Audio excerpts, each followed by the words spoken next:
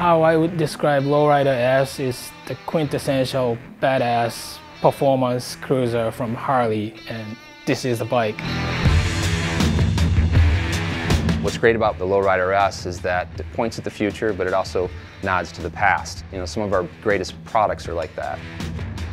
Every day, every moment, I think about bikes. Mentally, I'm running my pencil all the time.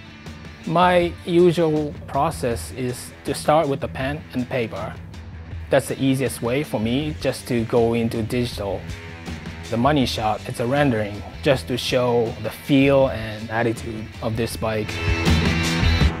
The color scheme is the first thing that you notice, primarily dark finishes. From the beginning, we never thought about anything other than black finish on this bike. It's all black and all business.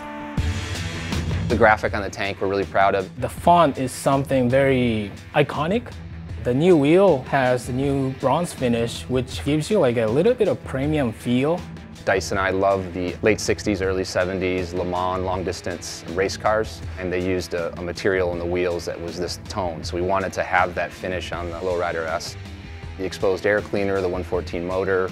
We wanted the bike to really be about the powertrain, you know, looking very, very powerful.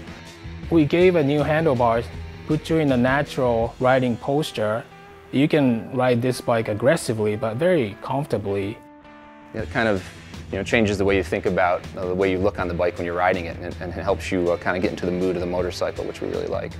We stood the fork angle by 2 degrees to give more responsive, sporty handling. The headlights recessed in with the reverse slant shape. It gives you a menacing look, so this bike is making a statement. I'm a big advocate of performance-based Harley-Davidson products, and with the new Lowrider S, we really are embracing that ethos.